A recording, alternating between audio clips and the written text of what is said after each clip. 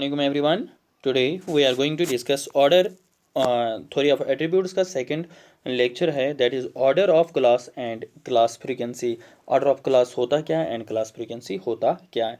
जैसे हमने इससे पहले जो लेक्चर था उसमें हमने ए बी लिखा एंड ए बी भी लिखा। हम ए बी सी बी लिख सकते हैं, ठीक है।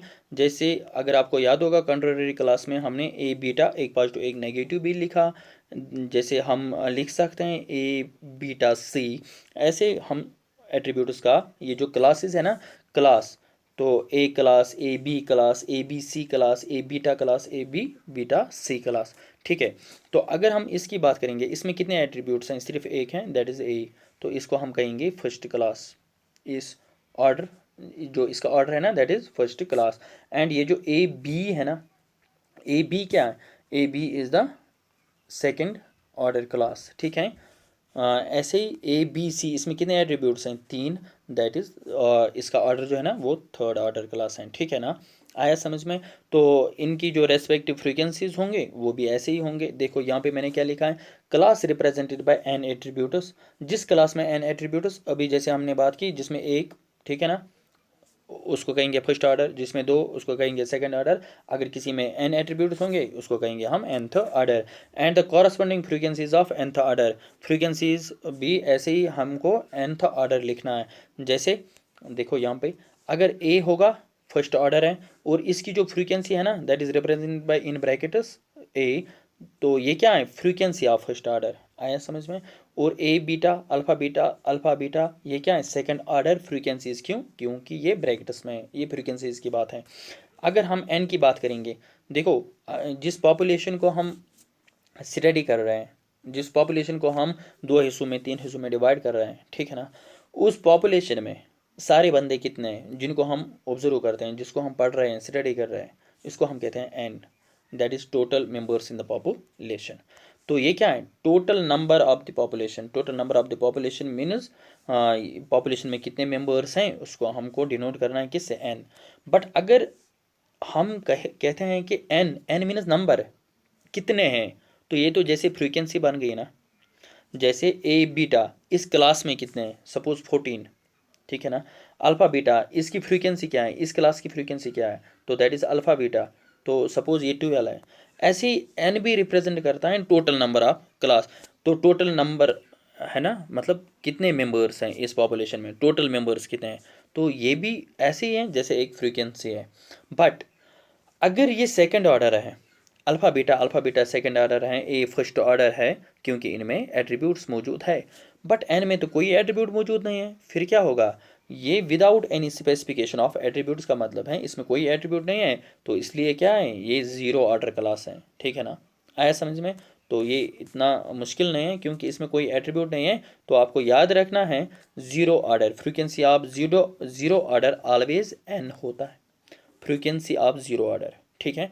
Frequency of zero order always an होता है। तो कंटेंजेंसी टेबल, इससे हमें क्या पता चलता है? इससे हमें ये पता चलता है कि जब भी हम एट्रीब्यूट्स, सपोज दो, एक पॉपुलेशन में दो एट्रीब्यूट्स की हम बात करेंगे, तो उस वक्त मेंबर्स क्या हो सकते हैं, कितने क्लासेस हो सकते हैं, ठीक है, कितनी फ्रीक्वेंसीज हो सकते हैं।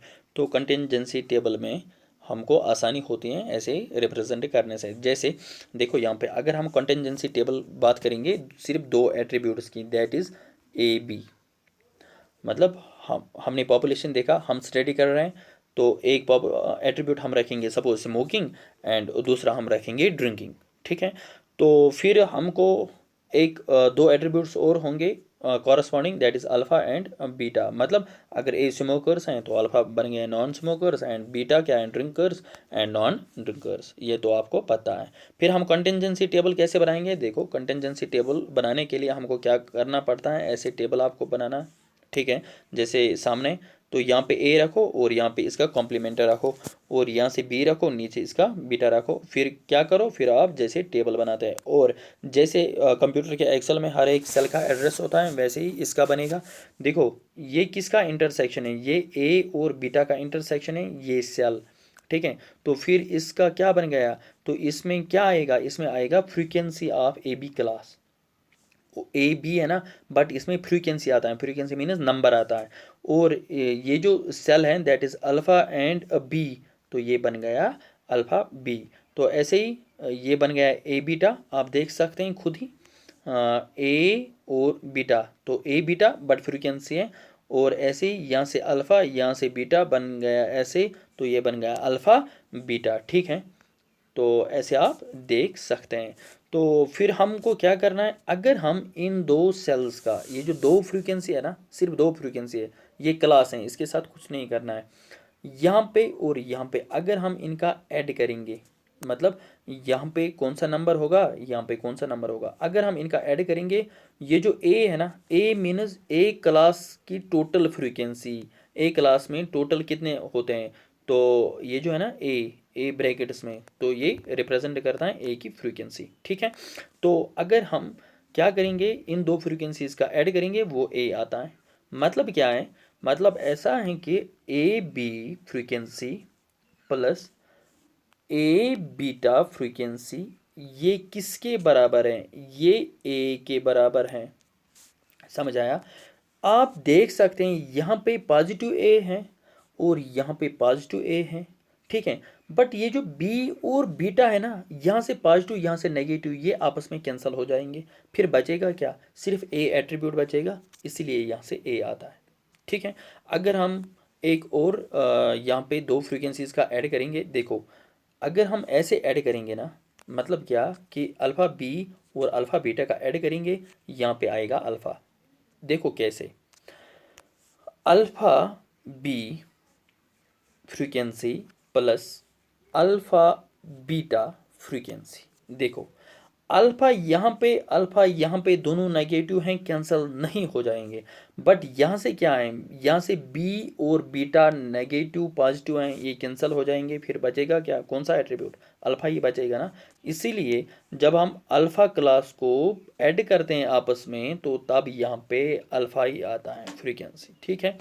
और ऐसे ही आप यहाँ से देख सकते हैं, देखो यहाँ पे ए और अल्फ़ा पॉजिटिव नेगेटिव है, ये आपस में कैंसिल हो जाएंगे, सिर्फ यहाँ से बचेगा B B, that is B attribute बचेगा, तो यहाँ पे फ्रीक्वेंसी बी की आएगी। तो इसीलिए ये जो क्लास बी है ना, क्लास बी का सम यहाँ पे होता है, क्लास बीटा का सम यहाँ पे होता है। ऐसे ही ए का जो है ना, ए क्लास यहाँ पे होता है और अल्फ़ा का यहाँ पे होता है।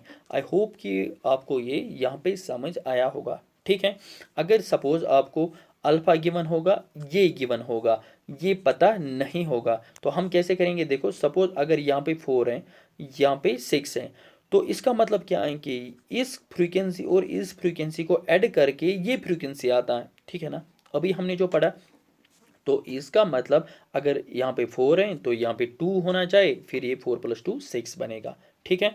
तो अगर सपोज यहाँ पे 10 है, बट आपको ये भी पता है कि जब हम इन दो फ्रीक्वेंसीज का ऐड करते हैं तो तब ये 10 बनता है, बट यहाँ पे तो अभी मैंने नहीं लिखा, फिर यहाँ पे 8 होना चाहिए, दैट इज़ 8 + 2, तब ये 10 आएगा। ऐसे ही हमें हर एक चीज़ का ख्याल रखना होगा इस टेबल में, जो कि हम आगे एग्जाम्पल भी करेंगे और आपको समझ भी आएगा, ठीक है। तो फिर रिलेशन क्या है, यहाँ पे देखो मैंने यहाँ पे रिलेशन लिखा है, इन एट्रीब्यूट्स का आपस में रिलेशन भी होता है। तो ये जो है ना, देखो एन होता है टोटल नंबर, तो यहाँ पे जो फ्रीक्वेंसी आएगी ए क्लास और अल्फ़ा, अल्फ़ा मीन्स इसका कॉम्प्लीमेंट, तो ए प्लस अल्फ़ा किसके बराबर होगा, टोटल पॉपुलेशन। क्यों, सपोज ए स्मोकर्स होंगे, अल्फ़ा क्या होंगे, नॉन स्मोकर्स, जब हम स्मोकर्स और नॉन स्मोकर्स को आपस में ऐड करेंगे तो टोटल पॉपुलेशन आएगी, ए प्लस अल्फ़ा इज़ एन। तो ऐसे ही बी प्लस बीटा, ठीक है, यहाँ पे मैंने लिखा है बी प्लस बीटा किसके बराबर, एन के ही बराबर। और यहाँ पे A B plus alpha B, जो हम अभी बात कर रहे थे ना, A B plus alpha B, वो किसके बराबर आता है, बीटा के बराबर। ऐसे ही इन दो फ्रीक्वेंसीज का ऐड करके बीटा आता है, ठीक है, वो आप खुद भी देख सकते हैं। और यहाँ पे अगर हम बात करेंगे A B A beta, A B A beta किसके बराबर आता है, ए के बराबर। और यहाँ से alpha B alpha beta alpha के बराबर आता है। ऐसे ही आप यहाँ पे भी कर सकते हैं, ठीक है ना। जहाँ से भी आप ऐड करोगे आपको टोटल बराबर आना चाहिए हर किसी साइड से, ठीक है। तो इसके बाद number of frequencies of order 0। देखो, अगर हम यहाँ से बात करेंगे, यहाँ पे फ्रीक्वेंसीज आ गई, ये भी फ्रीक्वेंसी है, ये भी फ्रीक्वेंसी है, ये भी और यहाँ से भी फ्रीक्वेंसीज हैं, ये सभी फ्रीक्वेंसीज हैं। अब एन वो फ्रीक्वेंसी है जिसका ऑर्डर 0 है, जो हमने इससे पहले भी पढ़ा है कि एन जो है ना टोटल पॉपुलेशन होता है, ये तो फ्रीक्वेंसी है बट ऑर्डर 0। और बी, बीटा, अल्फ़ा, ए, इनमें सिर्फ एक एक एट्रीब्यूट है, ये फर्स्ट क्लास है, ठीक है ना, first class frequencies, that is sorry first order frequencies. और यहाँ से ये जो चार फ्रीक्वेंसीज है ना बीच में, इनमें दो दो एट्रीब्यूट्स हैं, मतलब ये सेकेंड ऑर्डर फ्रीक्वेंसीज है, ठीक है। तो अब अगर हमें बताना होगा, जब हमारे पास दो एट्रीब्यूट्स हैं, कितने एट्रीब्यूट्स, दो एट्रीब्यूट्स होंगे, आप बताओ सेकंड ऑर्डर फ्रीक्वेंसीज कितने होंगे, आप क्या बताओगे, 4, क्योंकि यहाँ पे तो 4 ही हमें दिख रहे हैं। अगर आपको कहा जाएगा कि अगर ऑर्डर 2 होगा, अगर हमारे पास दो एट्रीब्यूट्स होंगे, आप हमें बताओ कि वो जो फ्रीक्वेंसीज हैं जिनका ऑर्डर सिर्फ 1 होगा, ऑर्डर मीन्स जिनमें सिर्फ एक एक एट्रीब्यूट होगा, ये जो है ना ऑर्डर 1, ये कितने हैं, तो आपको दिख रहे हैं ना, इनमें सिर्फ एक एक एट्रीब्यूट है, ऑर्डर 1, तो दैट इज़ ये भी 4 फ्रीक्वेंसीज हैं। ऐसे ऑर्डर 0 की सिर्फ एक फ्रीक्वेंसी है, दैट इज़ n। आया समझ में? तो हमारे पास ये तो आसान था क्योंकि हमारे पास दो एट्रीब्यूट्स थे। कल अगर हमारे पास 3 या 4 5 6 एट्रीब्यूट्स होंगे, अगर हमें उस वक्त कहा जाएगा कि सपोज हमारे पास 4 एट्रीब्यूट्स हैं, हम स्टडी कर रहे हैं 4 एट्रीब्यूट्स, आप हमें बताओ कि ऑर्डर 3 की कितनी फ्रीक्वेंसीज होंगे, तब क्या करना है? क्या हम टेबल बनाएंगे? नहीं, टेबल तो नहीं पॉसिबल है, फिर हमें फार्मूला याद ही रखना है, ठीक है ना। तो इसीलिए मैं आपको फार्मूला पढ़ाऊंगा जिससे हमें डायरेक्ट पता चलता है, विदाउट मेकिंग द टेबल हमें डायरेक्ट पता चलेगा कि ऑर्डर 1 की फ्रीक्वेंसी कितनी है, ऑर्डर 2 की फ्रीक्वेंसी कितनी है, ऑर्डर 3 की फ्रीक्वेंसी कितनी है, ऑर्डर 4 की, जो भी आपको चाहे आपको डायरेक्ट पता चल जाएगा, ठीक है। तो देखो, इसके लिए मैंने क्या किया, number of frequencies of order 0, जो मेन फार्मूला है दैट इज़ ये। अच्छा, इससे पहले ये लाइन जो है ना, ये आप ऐसे ही अभी रखो, ऐसे ही छोड़ो, फिलहाल आप ये पढ़ो, n C r to raised power r. अब नहीं बताना कि ये क्या है एन सी आर, ये कॉम्बिनेशन है जो कि हमने ऑलरेडी प्रोबेबिलिटी में लेक्चर नंबर 13 में, अगर किसी को नहीं पता है, लेक्चर नंबर 13 प्रोबेबिलिटी आप चेक करो, वहाँ पे मैंने आपको कॉम्बिनेशंस पढ़ाया है। NCR 2 raised power r gives us the number of frequencies of order r with n attributes। अब n क्या है? n मीन्स n एट्रीब्यूट्स, जितने एट्रीब्यूट्स को हम स्टडी करेंगे, और ऑर्डर r मीन्स r क्या है, ऑर्डर। सपोज हमने इस टेबल में कितने एट्रीब्यूट्स पढ़े, सिर्फ दो एट्रीब्यूट्स पढ़े, that is a and b, ठीक है। तो इस हिसाब से हमारा जो r है वो 2 बन गया, ठीक है।